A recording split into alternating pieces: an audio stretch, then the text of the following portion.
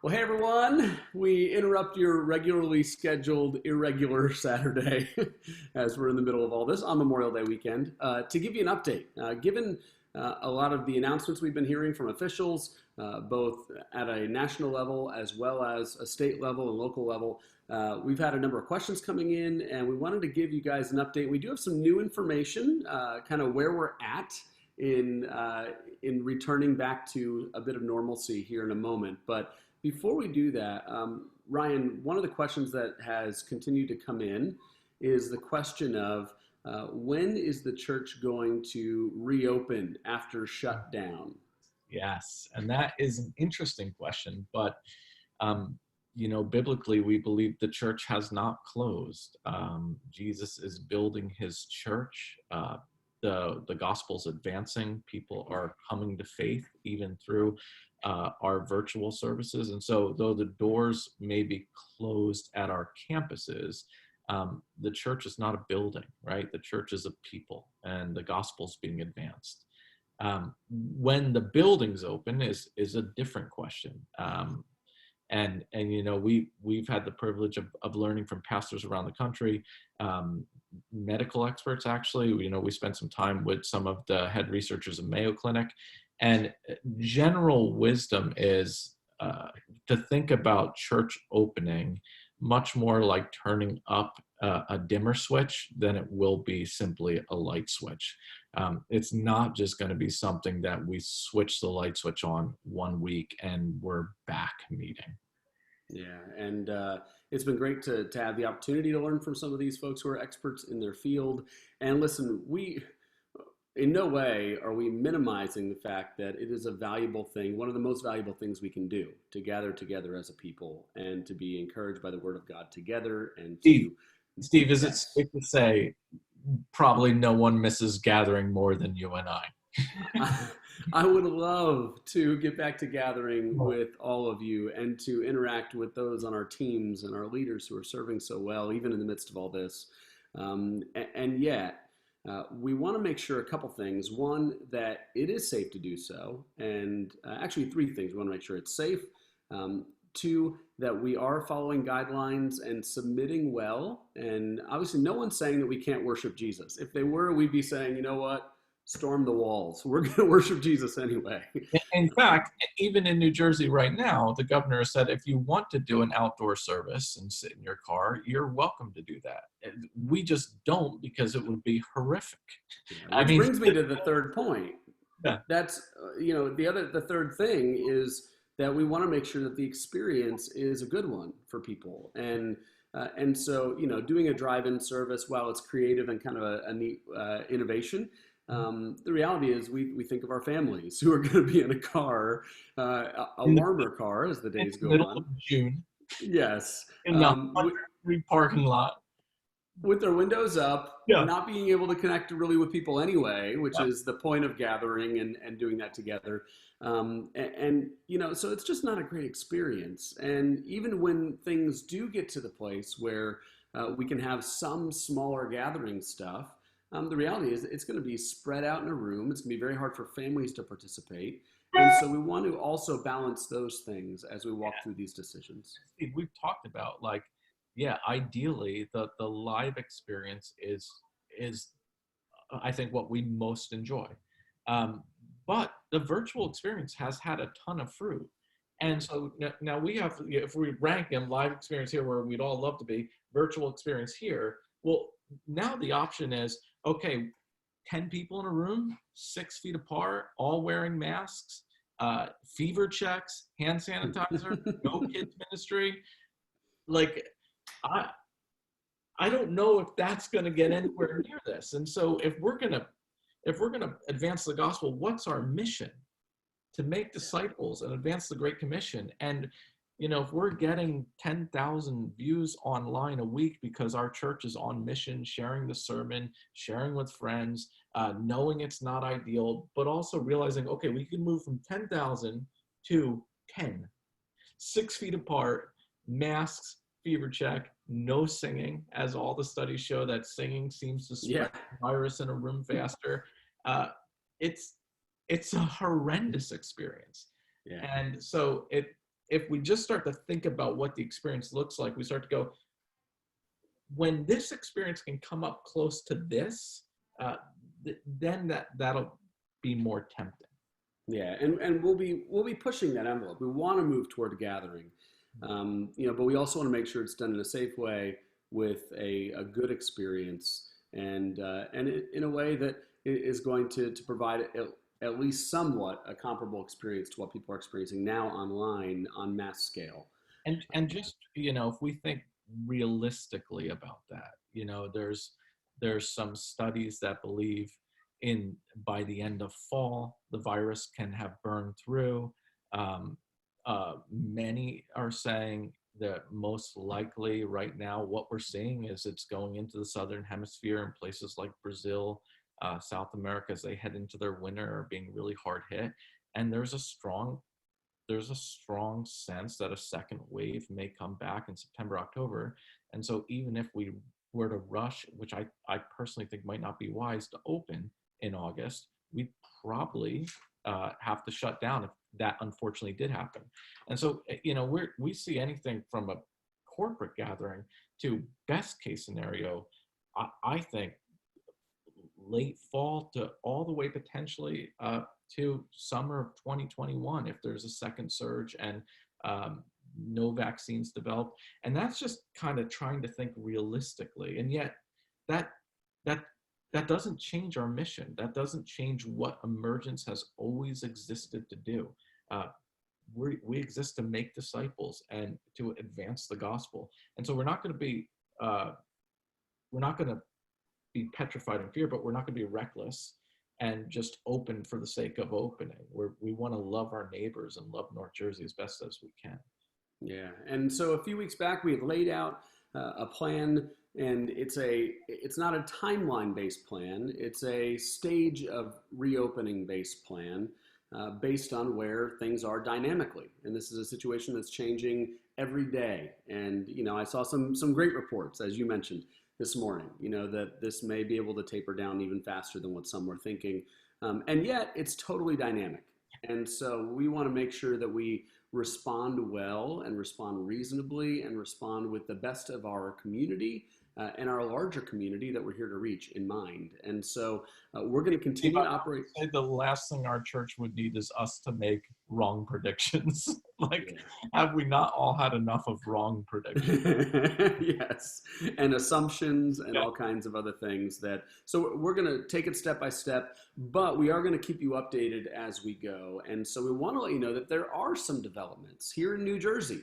And so it changes what ministry and what the normal of ministry can look like even now. And so want to say that, the plan that we laid out a few weeks ago, we're still in line with that based on phases of reopening. And we began at phase 0, which meant no one was meeting anyone anywhere. And we were doing everything online. And we're going to continue to do our services online, all of our online resources. But something has changed here in New Jersey. And so the leadership of our state has said, as of now, gatherings of 10 or less indoors, socially distanced with masks and, keeping a careful attention to safety is in place, as well as gatherings of 25 or less outdoors are now permitted. And so what that does for us in the scope of ministry is it essentially moves us into phase 1 of the re-engaging plan. And so what that means is, and again, this goes back to total comfort level. We understand that even when the doors are flung wide open, there are going to be people that still are hesitant to take that step. And you know what? That is a total individual decision based on your responsibility for yourself and your family. And we respect that and we get that. But for those that are interested in meeting on a smaller scale, phase 1 means that if there's a group of 10 or less indoors or 25 or less outdoors, that you could potentially get even this week, you could get your community group together. You could, again, keeping in mind the numbers, because some groups are larger, and so you're gonna have to figure out how to navigate that. But you could have an outdoor barbecue, to wrap up our community season in the next couple of weeks. And it might be be a nice way to end that season together and enjoy one another again. But again, this is totally no pressure, totally up to the leadership and the individual groups. Yeah, like Um, Steve's saying, these are options, right? Now we're following the legal guideline. Now you have the option to go camp with 25 people. Well, you have the option to go meet with your small group if you choose to. Uh, with that said, the hope is that no one would feel pressured. So I know for me, there's some people in my life who are compromised and some of my extended family. So I'll still Zoom in to my community group on Tuesday nights. Some people might choose not to do that. If they do, the social distancing stuff applies and all those rules. But like Steve says, the state has moved into this new phase, and we're tracking on with them. Yeah, and so that has changed in terms of where we stand. So technically, we're in phase one. I'll let you know, just for us, this means that we have now begun on Sunday morning to welcome in some of our extended family to watch the service together indoors. Now we don't have more than 10 of us here, but in fact we almost had 10 living in our home. But beyond that, we have invited. That's just me, Steve. We have people in our church with more than 10 in their family. I don't even know Yes, how they do it. they can't even meet legally. But we've begun doing that, and because we enjoy singing together, and and listening to teaching together, and having a few moments with a cup of coffee to talk about it, and that's just where we are now. Again, it's dynamic. We can move into phase 2 and 3, and then if something changes, we may have to go back to phase 1. But we're going to track along with it. We're going to communicate with all of you. And as you have questions, we've got an FAQ on the reopening plan page, and this video will be there as well. We'll keep the updates there as well. But please submit your questions. We'll be happy to answer them as we can. And we're excited that so many people want to get together. That's encouraging, right? That's really encouraging, and that it does leave a void, because it should. And yeah, I mean, like we said, we miss it deeply, and yet we go back to what is our mission, what is our purpose, what really is the church, and the truth is those things haven't changed. We can still be faithful to our mission. We can still fulfill our purpose, whether we're gathering or not. The other thing, we have to think well about is how do we love our neighbor, even as we come back? How do our neighbors in North Jersey feel about that? Obviously, they don't guide that decision, but we want to be loving in the way we walk in that decision. There's times to lay down our rights for the sake of the gospel. There's times to take them up for the sake of the gospel. So we navigate all those seasons as they come. The church is always essential. The mission still goes on. It won't be stopped, and the gates of hell won't even prevail against them. So this virus certainly won't either. And for that mission, we're committed to trying to have the best experience we can have. And right now, the best experience we can have is virtually. And we look forward to the day when that is not the best experience. But just because we're in a phase where 75 people can be in the room, if they're all 10 feet apart and there's no singing, masks, all that stuff, then we might just say we're going to put our effort where the gospel is moving powerfully. And so just appreciate you guys' patience with that. I want to pull back the curtain a little bit to let you think through it, how we're thinking through it, and to be excited that it seems like New Jersey's moving in the right direction. That's right. So thanks for allowing us to update you today. One thing, Steve, I've been saying, and it stinks that our world's like this, but in some ways, I felt like, man, New Jersey should be celebrating. We did a hard thing, and we're seeing some of the fruit of that. And yeah, we're not where we want to be, but there is a sense that, like, as a state, a lot of people came together and made some sacrifices, and the numbers are going the right direction. And in that sense, I hope, at least as Christians, we bring some encouragement to our neighbors and friends as we talk to them, because there's just not a lot of it. And in the most densely packed state in the nation, and right next to a city that has served as the epicenter of this in the U.S. Mm-hmm. So yeah, a lot to celebrate in the midst of this. Continue on, stay on mission. Listen, I know it's you got resources coming at you all week, and I know it can get to a place where it's hard to see your way out of this exact moment. But even just to share, on a Sunday, you don't know the difference. I will tell you, in our neighborhood alone, there are probably 7 or 8 people who have never tuned into or would consider coming out to a service at Emergence who are now on the regular watching and responding and texting us about it. In my own extended family, there are people who have not been able to go to church in years who have come regularly. And so, I shared some just, hey, it could be late fall, could be winter, could be next year, could be next summer. That's not to discourage. That's simply to go, okay, let's get our minds shaped around this unique opportunity in history to think that God's allowed this, and we have the technology. Unlike in 1918 when the churches were shut down, they didn't even have the technology. We have Dude, 5 years ago, we couldn't have responded the way that Yep.